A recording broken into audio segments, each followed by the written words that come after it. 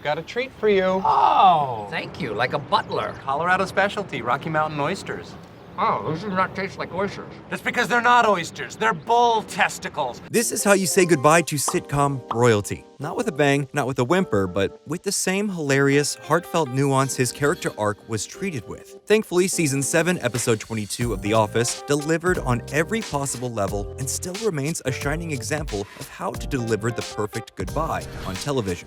Steve Carell and his character Michael Scott became pop culture icons back in 2005 when The Office first aired on NBC. But Steve Carell had only been contracted to work on the show for 7 seasons. No! God, please, no! No! So when we had to say goodbye to the actor and character that had rocketed the show into stardom, a proper send-off was not only expected, but necessary. Well, this is gonna hurt like a mother. Remember that this was a man who trampled on the boundaries of his employees. He made wildly inappropriate and downright offensive jokes. If I had a gun with 2 bullets and I was in a room with Hitler, Bin Laden, and Toby, I would shoot Toby twice. And yet, as the series went on, we saw a more human side to his character, one that was desperately looking for connection and community, and cared deeply for the people around him, even if he didn't quite know how to show it. He deserved a final episode as complex and incredible as he was, and that's exactly what he got. Goodbye Michael was written by series developer Greg Daniels and directed by Paul Feig. NBC actually gave the showrunners permission to make the episode as long as it needed to be, which was good, because everything from the writing to the genuine emotion from the actors to the long quiet pauses in the most important scenes add up to some incredible TV. Goodbye Michael follows Michael Scott through what he tells his coworkers is his second to last day in the titular office. Dead man walking. But we as an audience later learn that this is actually Michael's very last day. Having met the love of his life in Amy Ryan's Holly Flax, Michael plans to move with her to Colorado, and he wants an uncharacteristically low-key exit. The episode opens with Michael and Dwight bantering back and forth the way they tend to do, and while egging Dwight on to see Michael smile in a pretty knowing way, this acting choice shows us a man enjoying his last moments with a beloved, if not incredibly annoying, friend. It's a subtly heartbreaking moment shrouded by a string of jokes, which is the perfect tone setter for the rest of the runtime. Throughout the episode, we see moments of humility, compassion, and thoughtfulness from Michael. Moments that, in the rest of the series, were always used as emotional punctuation to remind us that Michael isn't just an obstacle for the other characters, but a person. For 7 seasons, these moments have been pretty few and far between to keep them as emotionally impactful as possible. But during this episode, they're abundant, which helps us as an audience understand the weight of what we're watching. Many of these emotional moments come from Michael's list of people he needs to say goodbye to. In a Wizard of Oz sort of way, Michael gives his employees gifts that represent his time with them since season 1. Oh, man. He has the lowest opinion of me, of anybody. It reminds us what Michael has put these people through without giving us a literal clip show of moments, and demonstrates how much he really cares about each of them. He tells the party planning committee to get an ice cream flavor everyone will enjoy rather than his favorite. Sounds good. Fudge it up. A far cry from the overbearing party planner of seasons past. Mint chocolate chip. He gives Andy all of the company's most important clients as a sign of his newfound and very misguided belief in him after rebuffing him for so long. Michael, I just lost Porter Hardware. Oh. I lost him.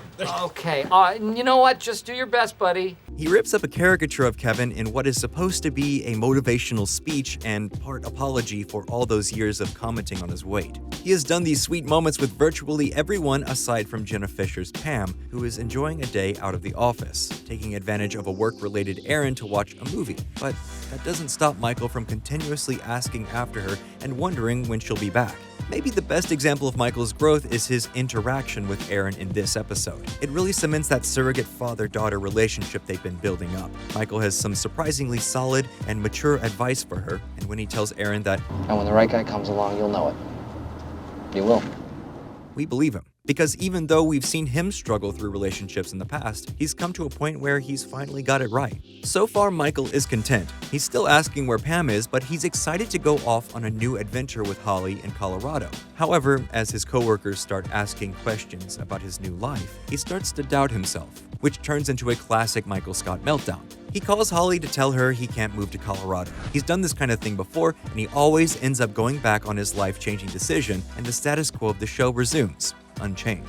But that's not what happens this time. Instead, after hearing Holly's voice, Oh, you mean this? Michael is even more certain of his decision to leave. It's an important part of the episode, not just because it serves as an emotional double down from Michael, but because it's the first time we're told that Michael is in fact leaving tonight rather than tomorrow. This puts all his previous actions into a new perspective. Michael didn't want the only ice cream available at the party to be his favorite because he wasn't even going to be there.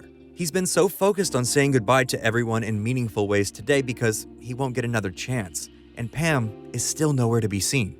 John Krasinski's Jim eventually figures all of this out, and we get the emotional crux of the episode when he confronts Michael in his office. Jim tells Michael he knows he won't be coming back tomorrow. They both struggle to hold back tears in a very real way because this is actually the last scene Steve Carell filmed on set. The shooting schedule was a deliberate choice made by the writer and director that proved to be incredibly smart. Both John Krasinski and Carell were having trouble keeping it together because this really was goodbye. When Michael finally goes to leave the office, he turns around to take one last look, and he sees that no one is paying attention to him. Instead of demanding the attention of the room with a joke or some other Michael Scott-esque move, he just stands and stares. Until Creed says, See you tomorrow, boss. Later, guys. with one final look from Jim, Michael leaves. He, as well as we in the audience, can feel this chapter in his life and the show ending. When Michael heads to the airport, he takes off his mic pack, utters one final and inaudible "that's what she said" to remind us of all the time we spent with him, and heads toward his new life without saying goodbye to Pam. In another show, this would be a fade to black kind of moment, but we get one final beat. One more thing that really tops off this episode as the perfect goodbye to Michael Scott.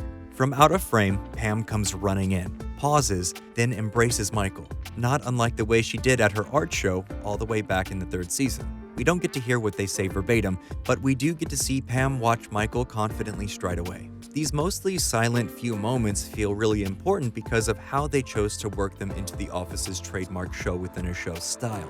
The characters of Michael and Pam aren't mic'd like they normally would be. They're away from the prying eyes and ears of both the fictional and actual audience. It's a private moment. It's such an effective few seconds that was beautifully led up to throughout the entire episode. And seeing Pam carry her shoes in her hand while running after her boss subtly reminds us that she would have had to get through security and likely buy a ticket for a flight to say goodbye. It's a great visual way to illustrate how far her relationship to her boss has come and, by proxy, how far our relationship to the character has come. I would never say this to her face, but she is a wonderful person and a gifted artist. Why wouldn't you say that to her face? So, What was once an obnoxious corporate drone lording his meager power over his employees has become one of the greatest characters in sitcom history. A thoughtful, caring man with a deep respect for his found family of office workers. Someone with a bright future ahead of him. Someone that both Pam and the audience have grown to love. We are constantly reminded of the good and bad times we've had along the way without the references being too forced. And because of how well Michael's character arc was pulled off, those references also serve as a way to demonstrate his growth. We as an audience are sad to see him leave, but are proud of who he has become. And we're laughing along with him when he makes his last few jokes. It's tonal perfection, and the genuine love the actors openly display for one another is the cherry on top, because by the end, they had all become real friends. And that's why Season 7, Episode 22 of The Office is the perfect goodbye for a character. And that's it for this episode. If you're still here, let us know in the comments. Do you think Michael Scott's goodbye was perfect? Leave your answer below and make sure to subscribe to Nerdstalgic if you enjoyed watching.